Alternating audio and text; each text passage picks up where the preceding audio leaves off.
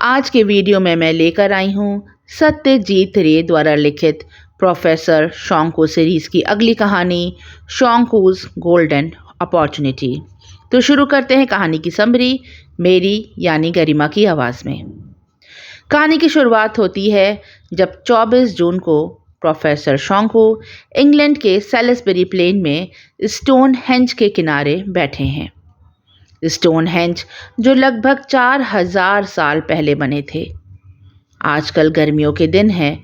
वो जो स्टोनहेंज थे वो मनुष्य ने उस समय कैसे भारी पत्थरों को एक के ऊपर एक रखकर बनाए होंगे, इसी बारे में प्रोफेसर शोंकू सोच रहे हैं।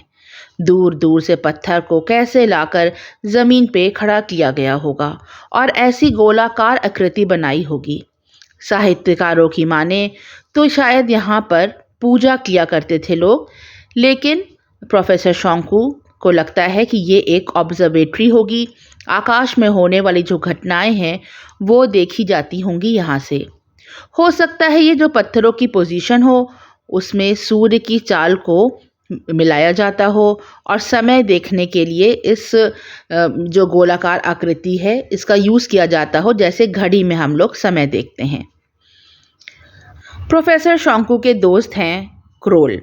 वो कहते हैं कि मनुष्य को उस समय शायद केमिस्ट्री का कुछ ऐसा ज्ञान रहा होगा जिससे वो पत्थरों का वज़न बहुत कम कर देते होंगे। जो क्रोल हैं उनके दोस्त हैं वो भी एक साइंटिस्ट हैं, लेकिन साइंस के साथ साथ उन्हें सुपर नेचुरल पावर में भी बहुत विश्वास है। जादू टोना, आत्माओं से संपर्क साधना, सब कुछ क्रोल को आता है। क्रोल, शोंकू और उनके एक और दोस्त हैं मिस्टर सॉन्डर्स, ये सब मिलके तिब्बत में एक अजीब से जानवर जिसे यूनिकॉर्न कहा जाता है उसकी खोज में एक साथ गए थे। तब वहाँ क्रोल को एक बांसुरी मिली थी जिसे शायद मानव हड्डी से बनाया गया था। उस बांसुरी की एक खासियत थी कि जिसमें जो ध्वनि निकलती थी उसमें जर्मन फोक सॉन्ग जो होते हैं, जो जर्मनी में लोग गाते हैं गाने, फोक सॉन्ग्स, उसकी धुन निकल जाती थी जो आम बांसुरी से नहीं निकलती थी। जो उनके तीसरे दोस्त थे सॉन्डर्स, उन्हीं के घर पे प्रोफेसर शोंकू और मिस्टर क्रोल जो थे ये रुके हुए थे और सब उनके घर पे मेहमान थे। सब घूमते फिरते थे, साथ में एंजॉय करते थे। मिस्टर क्रोल की इच्छा है लंदन ऑक्शन हाउस जाने की, क्योंकि वहाँ पे नीलामी होने वाली है एक ऐसी किताब की जिसमें बताया गया है कि किस तरह से केमिकल रिएक्शन से लेबोरेटरी में सोना बनाया जा सकता है। पुराने ज़माने में साइंटिस्ट बहुत ज़्यादा खोज करते थे इस बारे में कि किस तरह से वो लैब में सोना बना लें। हालांकि अब ऐसे एक्सपेरिमेंट्स नहीं होते हैं, इसीलिए मिस्टर क्रोल को लगता है कि वो किताब तो अब कोई लेना नहीं चाहता होगा, वो किताब इन्हें कौड़ियों के भाव पे मिल जाएगी। लेकिन ऐसा नहीं होता है। लगभग 700 वर्ष पूर्व लिखी गई ये किताब जो स्पेनिश बुक थी, इसका एक खरीदार वहाँ पे ऑक्शन हाउस में था। वो भी किसी भी कीमत पे ये किताब खरीदना चाहता था, इसीलिए इस किताब की कीमत बढ़ती जाती है और जो बहुत कम दामों पे किताब मिल सकती थी वो क्रोल को वो किताब लगभग 1500 पाउंड की पड़ती है। उस ज़माने के हिसाब से लगभग 25,000 रुपये थे, जो काफ़ी बड़ी रकम थी। क्रोल थोड़े डिसअपॉइंट होते हैं। वो कहते हैं कि उन्हें तो लगा था कि मैनुअल सावेद्र की लिखी हुई जो किताब है 700 वर्ष पूर्व की, ये शायद ही कोई ख़रीदना चाहता हो, लेकिन इसके लिए उन्हें काफ़ी भारी कीमत चुकानी पड़ गई। फिर ये बोलते हैं इनसे प्रोफेसर शोंकू से कि तुम्हारा सनशाइन क्या है। तो प्रोफेसर शोंकू बोलते हैं कि वो एक स्कॉर्पियन है, वो कर्क राशि के हैं। फिर वो पूछते हैं मिस्टर क्रोल कि क्या तुम्हारे बाल पहले काले हुआ करते थे। तो शोंकू कहते हैं हाँ। फिर पूछते हैं क्या तुम लहसुन खाते हो। तो कहते हैं हाँ, मैं लहसुन खाता हूँ। तब मिस्टर क्रोल कहते हैं शोंकू से कि तुम्हें भी मेरे साथ एक्सपेरिमेंट का हिस्सा बनना पड़ेगा, क्योंकि इस किताब के हिसाब से उन्हें एक ऐसा आदमी चाहिए साथ में जिसमें ये तीनों खूबियाँ हों। ये सब सुन के प्रोफेसर शोंकू को बहुत अचंभा होता है कि एक साइंटिस्ट इस तरह की बातें कर रहा है। और सिर्फ इतना ही नहीं, बहुत सी आवश्यकताएं थीं इस किताब में जो लिखी गई थीं, क्या क्या होना चाहिए।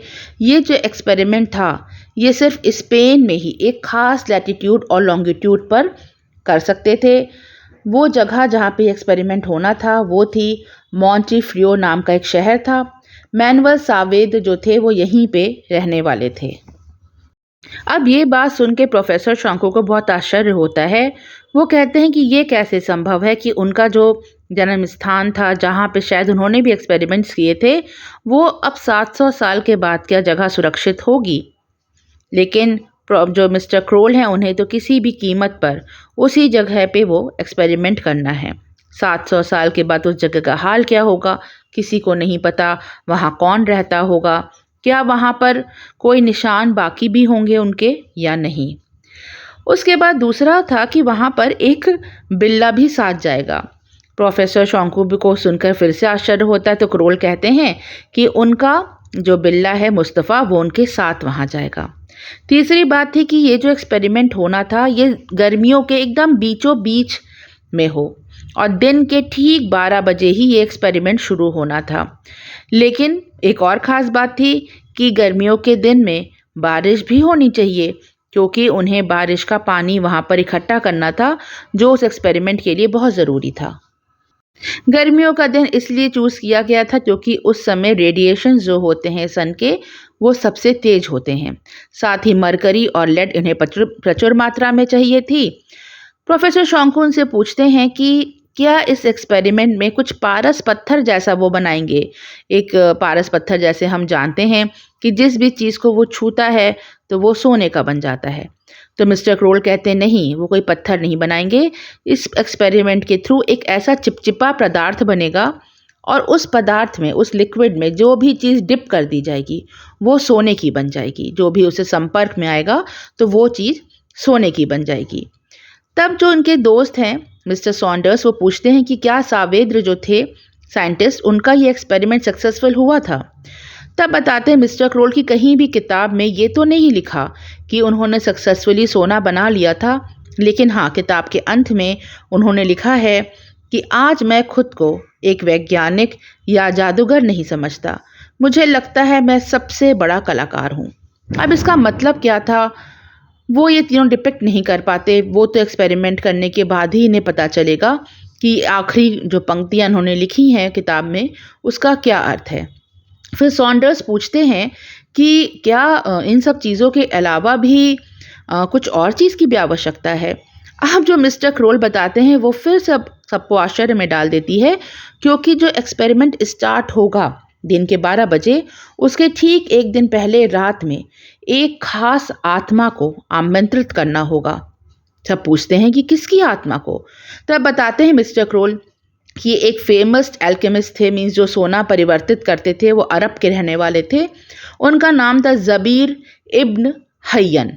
ये बहुत बड़े एल्केमिस्ट थे उस ज़माने के, 10वीं शताब्दी के। तो उनकी आत्मा को बुलाना होगा, वो आशीर्वाद देंगे इन लोग को, तभी एक्सपेरिमेंट शुरू होगा। अब जो मिस्टर क्रोल थे, ये जानते थे आत्मा बुलाना, ये मीडियम का काम कर चुके थे पहले भी, तो ये बताते हैं कि ये कोई बहुत बड़ी बात नहीं है, वो आसानी से उनकी आत्मा को बुला लेंगे। अब हालांकि मिस्टर सॉन्डर्स जो हैं और प्रोफेसर शोंकू हैं, इनका ज़्यादा मन तो है नहीं इस एक्सपेरिमेंट में पार्ट लेने का, क्योंकि इन्हें ये एक्सपेरिमेंट बहुत ही साइंटिफिक नहीं लग रहा। इसमें सुपर नेचुरल पावर्स भी हैं, जैसे हमें लगता है टोने टुटके हैं, वो सब भी हैं। लेकिन क्रोल इतने ज़्यादा एक्साइटेड थे कि अपने दोस्त का दिल तोड़ना नहीं चाहते थे ये लोग। इसीलिए सब पक्का करते हैं कि हाँ चलो, हम लोग तुम्हारा साथ देंगे एक्सपेरिमेंट में। अब जब इन लोग को स्पेन के लिए निकलना है, उसकी एक रात पहले सबका मन होता है कि चलो हम लोग, पास में एक मेला लगा है, वहाँ घूम के आते हैं। मेले में जब इन लोग घूम रहे होते हैं तो इन्हें छोटा सा टेंट दिखाई देता है, जो कि एक जिप्सी फॉर्चून टेलर का टेंट था, जिसमें कि भविष्यवक्ता थी, एक लेडी थी जिनका नाम मैडम रेनाटा था। सब पहुंच जाते हैं टेंट के अंदर। मिस्टर क्रोल उनसे पूछते हैं कि बताइए, वो क्रिस्टल में देख के भविष्य बताती थी कि हम तीनों का भविष्य क्या होगा, हम एक बहुत ज़रूरी मिशन पे जा रहे हैं। तो वो जो थी मैडम रेनाटा, वो देखती हैं क्रिस्टल में, वो कहती हैं कि उन्हें उगता हुआ सूर्य दिखाई दे रहा है। मिस्टर क्रोल के लिए उगता हुआ सूरज बहुत ही अच्छी निशानी है। क्रोल का ध्यान तुरंत जाता है कि जो सूरज है वो तो सोने की से उनकी तुलना की जाती है सूरज की, और चंद्रमा की चांदी से की जाती है। तो उन्हें लगता है उगता हुआ सूरज जो देखा है मैडम रेनाटा ने, इसका मतलब उन्हें वो सोना बनाने की पद्धति मिल जाएगी। अब क्रोल बहुत ही एक्साइटेड हो जाते हैं। वो पूछते हैं कि अच्छा बताइए, आपको और कुछ भी दिखता है? आप कुछ और भी प्रेडिक्ट कर दीजिए। आप जो प्रेडिक्ट करती हैं मैडम रेनाटा की सबके होश उड़ जाते हैं। वो कहती हैं कि उन्हें क्रिस्टल में मौत दिख रही है। सब सन्नाटे में आ जाते हैं। वो कहते हैं किसकी मौत दिख रही है? कहती है मैं उसका चेहरा तो नहीं देख पा रही, बहुत धुंधला सा चेहरा दिख रहा है, लेकिन वो बहुत ही तेज़ तर्रार आदमी है, उसका दिमाग बहुत तेज़ है, बहुत ही रेडिएंट आदमी है, उसकी मौत इन्हें दिखाई दे रही है। ये तीनों निकलते हैं जब टेंट से, तो थोड़ी देर तो सब के सब चुप रहते हैं, लेकिन जब इन लोग को भी बहुत सारा सामान इकट्ठा करना है उस एक्सपेरिमेंट के लिए, तो तीनों ये बात भूल जाते हैं और पहुंच जाते हैं चोर बाज़ार। वहाँ से ये काफ़ी सामान इकट्ठा करते हैं अपने एक्सपेरिमेंट के लिए। चोर बाज़ार से ये लोग खरीदते हैं मिट्टी के मटके, शीशे के जार्स, रिटॉर्ट्स और भी कई सामान जो इन लोग को ज़रूरत पड़ेगी वो सब ये खरीद लेते हैं। शाम को जब ये घर लौटते हैं, सब बैठे बातें कर रहे थे, तभी कोई इनसे मिलने आता है। ये वही व्यक्ति था जो अमेरिका के ऑक्शन हाउस में वो पुस्तक खरीदना चाहता था सावेद्र की लिखी हुई, जो उसका दाम बहुत ऊंचा कर रहा था। उसका नाम था रूफस ब्लैकमोर। ये जो आदमी था ये भी एक बहुत बड़ा साइंटिस्ट था, ये मैजिशियन भी था। ये अपनी पॉकेट से 3 चांदी की बॉल निकालता है और तरह तरह से जादू करके इनको दिखाने लगता है। सब मंत्रमुग्ध हो जाते हैं। 5-10 मिनट के अंदर वो 2500 तरह के जादू करके दिखा देता है। फिर वो जो बॉल थी वो मिस्टर क्रोल की गोद में फेंकता है और कहता है कि पता कर लेना, ये जो चांदी है ये 100% प्योर चांदी है। दरअसल 100% प्योर चांदी को लैब में नहीं बनाया जा सकता, वो इतनी सॉफ्ट हो जाएगी कि उसका कोई शेप नहीं होगा। लेकिन ये जो आदमी रूफस ब्लैकमोर है, इसने 100% प्योर चांदी बनाई है। वो कहता है जो किताब तुम्हारे पास है तुम उसका कुछ भी इस्तेमाल नहीं कर पाओगे, उसका सही इस्तेमाल सिर्फ वो कर सकता था। वह मिस्टर क्रोल से कहता है कि वो जो किताब है सावेद्र की लिखी हुई, वो जितनी कीमत पर उन्होंने ऑक्शन हाउस से खरीदी थी वह उसकी पूरी कीमत देने को तैयार है। वह किताब वो उसको दे दें। मिस्टर क्रोल कहते हैं कि नहीं, वो किताब वो किसी भी कीमत पर वापस उसे नहीं देंगे। तब जो रूफस था वो धमकी देने लगता है, कहता है किताब तो वो किसी भी कीमत पे लेके रहेगा और ये एक्सपेरिमेंट दुनिया में सिर्फ वही कर सकता है और कोई नहीं कर सकता। जब ये लोग तैयार नहीं होते तो जाते जाते ये रुकता है दरवाजे पे। वहाँ पे उनका बिल्ला बैठा हुआ है मुस्तफ़ा। इतनी ज़ोर से वो उसे अपने जूते की नोक से मारता है कि 3 फुट दूर जाके मुस्तफ़ा गिरता है और दर्द से कराहने लगता है। क्रोल को ये बात देख के बहुत तेज़ गुस्सा आता है। वो समझ जाता है कि ये आदमी बहुत ही क्रूअल है और ये किसी भी कीमत पे जा सकता है, किसी भी लेवल पे जा सकता है अपना काम निकालने के लिए। खैर 29 जून को ये तीनों साइंटिस्ट जो थे ये पहुंच जाते हैं मॉन्टेफिडियो शहर और अब उन्हें वहां पे ढूंढना है वो कैसल जिसमें रहा करता था सावेद्र। लेकिन उस कैसल को ढूंढने में इन्हें कोई भी परेशानी नहीं होती क्योंकि वहां उस जगह सभी उसको जानते थे। वो कैसल बहुत ही जर्जर अवस्था में है, लेकिन खड़ा हुआ है शान से अभी भी उसी जगह 700 वर्ष पूर्व जहाँ पर था। और उस कैसल में कोई भी ऐसे रोक टोक नहीं है, सब दरवाजे खुले हुए हैं, जिसे भी चाहे वो अंदर जा सकता है। तो ये लोग भी जाते हैं और ऐसे कैसल हल्का फुल्का ऊपरी सतह से घूम के चले आते हैं। जब ये कैसल में घूम रहे थे तभी अचानक से उस गर्मी भरे दिन में बादल घिर आते हैं और पानी बरसने लगता है। ये देख के मिस्टर क्रोल तो बड़े खुश हो जाते हैं क्योंकि उस किताब में लिखा था कि उन्हें रेन वाटर की, बरसात के पानी की भी ज़रूरत पड़ेगी। जल्दी से वहीं पर उन्हें एक बाल्टी टूटी हुई दिखती है पुरानी सी। ये भागकर छत पे उस बकेट को रखाते हैं कि किसी भी तरह थोड़ा बहुत पानी उसके अंदर इकट्ठा हो जाएगा। जब ये उस कैसल से निकल के वापस अपने होटल की तरफ जा रहे थे तब इनकी मुलाकात होती है एक छोटे से बच्चे से जो एक मंगूस को पकड़ के अपने कंधे पे बैठाया हुआ था उसने और उससे खेल रहा था। उस बच्चे का नाम था पैब्लो। उसके 3 भाई बहन थे। कोई पढ़ा लिखा नहीं था, कोई दुकान पे काम करता था तो कोई फल बेचता था। किसी तरह इन लोग अपना जीवन व्यापन करते थे। इन तीनों को पैब्लो बहुत पसंद आता है। पैब्लो को उस कैसल के बारे में बहुत कुछ पता है। पैब्लो बताता है कि उस कैसल में हो सकता है चूहे बहुत हैं, उसका सांप भी हों, और कहता है वहाँ पर चमगादड़ जो है वो भरे हुए हैं, इसीलिए इन लोग को बहुत सतर्क रह के उस कैसल में जाना चाहिए। वो कई बार उस कैसल में जा चुका है। वो बताता है कि ऐसे तो वहाँ पर टूटा फूटा 2-4 फर्नीचर ही बचा है, लेकिन हाँ किचन में कुछ बर्तन ज़रूर रखे हुए हैं आज तक। तो ये सब फिर से जाते हैं उस कैसल में, उस किचन में जाते हैं और मिस्टर क्रोल देख के आश्चर्यचकित रह जाते हैं कि जिसे वह बर्तन कह रहा था दरअसल वो उस ज़माने के साइंटिफिक एक्सपेरिमेंट के जो अपरेटस होते हैं वो सब थे। वो मिट्टी के बने थे, कुछ शीशे के भी बने थे। इन लोग को देख के बहुत ही एक्साइटमेंट होता है कि उस समय सावेद ने जो किए थे एक्सपेरिमेंट शायद यहीं पे किए थे और 700 वर्षों से वो सब कुछ उनका जो apparatus था वो वैसे के वैसे ही वहाँ रखा था। हालांकि उस पे धूल बहुत जम चुकी थी, लेकिन वो अभी भी एग्जिस्ट करता था। ये लोग पैब्लो को अपने हेल्पर के रूप में नियुक्त कर लेते हैं और इन लोग पक्का करते हैं कि उसे 1000 पेसीटा रोज पे करेंगे। पैब्लो उनकी मदद करेगा सफाई करने में, क्योंकि एक बार जब एक्सपेरिमेंट शुरू हो जाएगा तब फिर इन लोग को वहीं पे रुकना पड़ेगा रात दिन। इसीलिए एक रूम को साफ किया जाता है और ये लोग स्लीपिंग बैग के अंदर वहीं पर सो जाएंगे।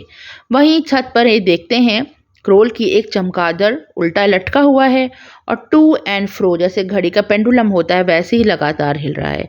इन लोग बहुत कोशिश करते हैं लेकिन उस चमगादड़ को नहीं हिला पाते। वो वैसे ही टंगा बस ऐसे ही हिलता रहता है छत पे टंगा हुआ। 30 जून का दिन आ जाता है। पूरा दिन इनका एक्सपेरिमेंट की तैयारी में ही निकल जाता है। उस किताब से जो इंस्ट्रक्शंस इन्होंने सब पढ़े थे, जैसे कि एक भट्टी चाहिए थी तैयार करने को, फिर वो भट्टी तैयार करी जाती है। दरवाजे पे लगाने के लिए लोग बड़ा सा ताला लाते हैं और जो अरेबियन एल्केमिस्ट थे ज़बीर इब्न हय्यन, रात में उनकी आत्मा को आमंत्रित किया जाता है जिससे वो इन्हें ब्लेसिंग्स दे सकें, इनका एक्सपेरिमेंट अच्छे से पूरा हो। क्रोल ये काम करते हैं। वो कई बार मीडियम का काम कर चुके थे। वो कई मंत्रों का उच्चारण करते हैं और फिर अचानक से वो ज़मीन पर ऐसे बैठ जाते हैं जैसे कि नमाज़ पढ़ते समय बैठते हैं और वो उस बांसुरी पे एक बड़ी अलग सी धुन बजाने लगते हैं, जो बांसुरी उन्हें तिब्बत से मिली थी, जो मानव हड्डी की बनी हुई थी। और फिर जो कैंडल्स जल रही थी उस रूम में, उससे अजीब अजीब की शैडोज़ बनने लगती हैं दीवारों पे, बड़ी बड़ी शैडोज़। सब बिल्कुल शांत हो जाते हैं। क्रोल की आंखें बंद थीं और फिर अचानक से कुछ विचित्र सी घटना होती है। पता नहीं कहाँ से टेबल पर एक मोतियों की माला आ जाती है। अचानक से वो माला टूट के बिखर जाती है। फिर सारी मोतियाँ अपने आप सिमट जाती हैं और टेबल पे कुछ लिख जाता है। लिखा था, मे यू सक्सीड, तुम लोग सफल हो अपने कार्य में। फिर वो मोतियाँ अपनी पोजीशन बदलने लगती हैं और लिख जाता है, जिंदगी की कीमत क्या है। फिर से मोतियाँ अपनी जगह बदलती हैं और इस बार लिखा जाता है, सोने की कीमत क्या है। फिर सब मोतियाँ कहीं गायब हो जाती हैं। किसी को समझ में नहीं आता कि आखिर की ये जो दो पंक्तियाँ थीं इसका क्या मतलब था। क्रोल कहता है, कुछ भी ज़्यादा सोचने की ज़रूरत नहीं है। सोने की कीमत क्या है, इसका मतलब यही आंसर है कि सोना जो है वो बहुत वैल्यूएबल है। 1 जुलाई का दिन आ जाता है। ये लोग सब निकलने लगते हैं होटल से जाने के लिए कैसल में, लेकिन रात को जो एक घटना घटी थी सब उससे डरे हुए थे। रात को कोई क्रोल के होटल के कमरे में घुस आया था और बेतरतीब तरीके से उसका सारा सामान इधर उधर बिखरा दिया था। वह शायद कुछ चोरी करने की फिराक में आया था। उसने वह कमरा कैसे खोला, लेकिन क्रोल को इस चीज़ की बिल्कुल भी भनक नहीं हुई, क्योंकि क्रोल जो थे वो 2-2 नींद की गोली लेके सो रहे थे, जिससे उनकी नींद अच्छे से पूरी हो जाए, क्योंकि अगले दिन से जब एक्सपेरिमेंट स्टार्ट होगा तब सबकी नींद बहुत डिस्टर्ब रहेगी। उन्हें पता ही नहीं चला, जब सुबह वो उठे और उन्होंने अपना रूम देखा तो जाना कि कोई रूम में आया। होटल के जो अथॉरिटीज़ थी उनसे कंप्लेन की गई। उन्होंने कहा कि कभी भी इतने सालों में ऐसा कुछ नहीं हुआ। जब गार्ड से पूछताछ की गई तो गार्ड ने बताया कि हाँ, रात को एक आया था टूरिस्ट, काफ़ी रात में 1:30-2 बजे, और उसने उसे बहुत ही महंगी सिगरेट ऑफ़र की थी। जैसे ही उस गार्ड ने सिगरेट के 1-2 कश लगाए उसे गहरी नींद आ गई। ज़ाहिर है उसमें कुछ नशे की चीज़ मिलाई गई थी और वो कोई और आदमी नहीं था, वही रूफस ब्लैकमोर था जो आया था वहाँ पर वो पुस्तक चुराने के लिए मिस्टर क्रोल से। लेकिन इन लोग ने बहुत ही स्मार्ट प्ले किया था। इन्होंने स्पेन आने से पहले ही वो जो किताब थी इतनी वैल्यूएबल उसको बैंक के लॉकर में रख दिया था, और जो उसके इम्पॉर्टेंट पेजेस थे जिसमें एक्सपेरिमेंट की पद्धति लिखी गई थी उसको फ़ोटो स्टेट करा के और 3 कॉपीज़ बना के तीनों ने अपने अपने पास रख रखी थी, जिससे कि सेफ्टी बनी रहे उस बुक की भी और उसके जो एक्सपेरिमेंट की विधि है। इसीलिए चोर जब आया तो उसे वो किताब मिली ही नहीं और उसका प्लान यहीं पे फ्लॉप हो गया। लेकिन इन लोग को समझ में आ गया कि इन्हें अब और सतर्कता बरतनी होगी। इसीलिए उसी दिन उन्होंने कई ताले खरीदे और वहाँ पर जो था कैसल उसमें कई लॉक्स लगाए, जिससे कि इनका एक्सपेरिमेंट जब होगा तो सेफ्टी बनी रहे। खैर, 1 जुलाई का जो वो दिन था, उसी दिन एक्सपेरिमेंट की शुरुआत होनी थी। ठीक दिन के 12 बजे भट्टी में आग लगा दी गई। उस दिन तो सिर्फ कुछ इम्पोर्टेंट जो पेड़ और टहनियों की जड़ें थीं, उनकी ऐश, उनकी राख बनानी थी इन लोग को, और मरकरी, सल्फर और सॉल्ट यानी नमक को खास मात्रा में तौलकर अलग-अलग शीशियों में भरना था। वो जो बारिश का पानी इकट्ठा हुआ था, उसको एक ओवल शेप के बर्तन में रख के कमरे के बीचों बीच रखना था। ये सारा काम होता रहता है। रात के 10 बज जाते हैं और फिर सबने अपनी अपनी बारी सेट कर रखी थी सोने की, जिससे कि सबकी नींद पूरी होती चले। 4 जुलाई का दिन आ जाता है। अभी तक उस एक्सपेरिमेंट में कुछ भी खास नहीं हुआ है। उस दिन भी सबकी बारी बंधी हुई थी सोने की, और रात में 12:30 बजे जो प्रोफेसर शोंकू थे, उनकी बारी थी अब सोने की। लेकिन उन्हें नींद तो आ ही नहीं रही थी। उन्होंने सोचा कि लॉयस कैसल का थोड़ा सा मुआयना किया जाए। यहाँ पर 26 कमरे थे उस कैसल में, लेकिन सिर्फ एक ऐसा कमरा था जिस पे बहुत बड़ा सा ताला लगा था। प्रोफेसर शोंकू की जिज्ञासा हमेशा से उस कमरे में के लिए थी कि आखिर एक ही कमरे में ताला क्यों लगाया गया है। प्रोफेसर शोंकू उस कमरे के बाहर पहुंच जाते हैं। कमरे का दरवाज़ा 10 फीट ऊंचा था, 4.5 फीट चौड़ा था, और उस पर एक बहुत बड़ा सा लोहे का ताला लगा था। उस कमरे के दरवाजे पे बहुत महीन नक्काशी भी की हुई थी। वो रात एक चांदनी रात थी। दरवाजे में हल्की हल्की सी दरारें थीं। प्रोफेसर शोंकू उस दरार में से अंदर झांकने का प्रयास करते हैं। ऐसे तो उन्हें मालूम था कि कुछ भी दिखाई नहीं देगा कमरे के अंदर, लेकिन वो आश्चर्य में पड़ जाते हैं जब उन्हें अंदर पीली पीली सी रोशनी दिखती है। उन्हें लगता है कि ज़रूर जो शीशे लगे होंगे इस कमरे के, वो पीले रंग के होंगे और चांदनी छिटक के उसके अंदर आ रही होगी। लेकिन इनकी जिज्ञासा यहीं शांत नहीं होती, और अगली सुबह ये पैब्लो को लेके ऊपर छत पे जाते हैं। इन्होंने एक बड़ी सी रस्सी भी साथ ले ली थी। उस रस्सी के सहारे पैब्लो को उस कमरे के अंदर उतारने का प्रयास करते हैं। वह खिड़की को जब पैर से मारते हैं, ऊपर एक रोशनदान जैसा था, तो वो खुल जाता है। पैब्लो पतला दुबला सा था, अंदर उतर जाता है, और जब वो बाहर आता है तो उन लोग के आश्चर्य की सीमा नहीं थी। उसके हाथ में एक बेहद खूबसूरत खरगोश था, सोने का। एक सोने की बिल्ली थी और एक सोने का गुलाब था। उसकी नक्काशी इतनी खूबसूरत की हुई थी कि आंखों को विश्वास नहीं होता था। लगता था अभी ये तुरंत ही जीवंत हो जाएंगे। और तब उन्हें उस पुस्तक में लिखी हुई जो आखिरी लाइंस थी वो याद आती हैं कि आज मैं कोई खुद को वैज्ञानिक या जादूगर नहीं समझता, आज मैं सबसे बड़ा कलाकार बन चुका हूँ। उन्हें समझ में आ गया कि सच में ये जो था सावेद्र जो साइंटिस्ट था, उन्होंने सोना बना लिया था, और बहुत ही अच्छी कारीगरी करके उन्होंने ऐसे आकृति दी थी सोने को। क्रोल को वो जाके ये दिखाते हैं तो क्रोल भी कहते हैं कि हाँ, सावेद्र ने ज़रूर ही सोने का आविष्कार कर लिया था, तभी उसने इतनी बड़ी बड़ी सी चीज़ें सोने से बना ली हैं। उस रोज़ इन लोग का वह चिपचिपा पदार्थ तैयार हो चुका था, जिसमें कुछ भी चीज़ जब डुबाई जाएगी तो वो सोने की बन जाएगी।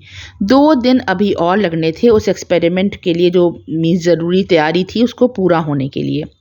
अब ये चिपचिपा पदार्थ जो था वो बहुत ही ज़्यादा अजीब सा था देखने में। उसमें अलग अलग से रंग दिखते थे, क्योंकि उसमें मरकरी भी पड़ी थी, तो ऐसा लगता था कि वो चांदी का बना हुआ है। 6 जुलाई का दिन आ जाता है। सारे आज चिंता में हैं, क्योंकि पैब्लो ने गार्डन में एक विचित्र से जूते का निशान देखा है। जो जूते कोई भी घर में वैसे जूते नहीं पहनता। इसे शक है कि कोई ना कोई चोरी छुपे सबका पीछा कर रहा है और कैसल में घुसने का प्रयास कर रहा है। सुबह के 9 बज गए हैं। क्रोल जो है वो सो रहे हैं, और जो स्टिकी मटेरियल है उसको आज बरसात के पानी में डाला जाएगा। फिर वो 7 घंटे तक प्यूरिफाई किया जाएगा। उसके बाद ही वो तैयार होगा, वो लिक्विड जिसमें कुछ भी डिप करने पे वो सोने का बन सकता है। खैर, 7 जुलाई का वह दिन आ जाता है। 6 जुलाई बीत जाती है, वह लिक्विड बन चुका था। लेकिन इन लोगों को निराशा हाथ लगी थी, क्योंकि जब क्रोल सो के उठते हैं और वो लिक्विड तैयार हो चुका था, तब ये तीनों साइंटिस्ट मिलके उसमें अलग अलग मेटल्स के जो चीज़ें थी वो डिप करते हैं, जैसे टिन के, कॉपर के, कोई भी फ्लास्क था या प्लेट थी, लेकिन उनमें कोई डिफरेंस नहीं आता, वो सोने का नहीं बनता। ये लोग समझ जाते हैं कि इन लोग का जो एक्सपेरिमेंट था वो एक फेलियर था, और कुछ भी सक्सेसफुल नहीं हो पाते ये लोग। क्रोल जो है वो उदास होके बैठे थे और मिस्टर प्रोफेसर शोंकू जो थे वो बाहर चले गए थे। फिर से पानी बरस रहा था और दूर आकाश पे रेनबो निकला था। तभी बहुत तेज़ आवाज़ आती है और ये चौंक जाते हैं। ये देखते हैं कि जो पैब्लो बच्चा था, टीनेजर, वो धम से आके बाहर गार्डन में गिरा पड़ा है और उसके जबड़ा टूटा है, खून बह रहा है। ये देखते हैं, पूछते हैं पैब्लो से कि क्या हो गया, तो वो अंदर लैब की तरफ उंगली से इशारा करता है। भागते हुए प्रोफेसर शोंकू लैब में जाते हैं तो जो देखते हैं वो देख के आश्चर्य में पड़ जाते हैं। वहाँ पर रूफस ब्लैकमोर खड़ा था और उसके हाथ में रिवॉल्वर थी। ऐसे तो रिवॉल्वर इन तीनों के पास भी थी, लेकिन उस समय उनके हाथ में रिवॉल्वर नहीं थी और वह रिवॉल्वर लेकर मिस्टर क्रोल से वो पन्ने छीन रहा था जिस पे सब कुछ एक्सपेरिमेंट लिखा हुआ था और कह रहा था कि जो चिपचिपा पदार्थ इन्होंने बनाया था, जो रखा था वहाँ, वो भी ये साथ ले जाएगा। ये सारी चीज़ लेके वहाँ से चलता है। तभी जो बिल्ला था इनका, मुस्तफ़ा, वो कूद पड़ता है इसके ऊपर। इसके हाथ से गोली चल जाती है रूफस से और वो गोली जाके ऊपर चमगादड़ जो लटका रहता था उसके ऊपर लगती है। टप टप टप टप करके उसका खून नीचे गिरने लगता है और इसी सब जो अफरा तफरी थी इसमें रूफस का बैलेंस बिगड़ जाता है और वह जो लिक्विड था उसको लिए दिए उस ओवल शेप के कंटेनर में वो गिर जाता है जिसमें बरसात का पानी रखा था। बहुत तेज़ी से वो चीखता है, इतनी तेज़ चीखता है ऐसा लगता है कि उसके बदन में किसी ने सुइयां घुपो दी हैं और थोड़ी ही देर में उस लिक्विड के अंदर वो डूब जाता है। लेकिन जब उसका हाथ बाहर निकलता है तो वो किसी आदमी का हाथ नहीं था, वो हाथ सोने का हाथ था। यही वो एक्सपेरिमेंट था जो सावेद्र करता था। इस एक्सपेरिमेंट में किसी मेटल को सोने में नहीं बदला जाता था, बल्कि कोई जिंदा आदमी या जानवर सोने में तब्दील हो जाता था।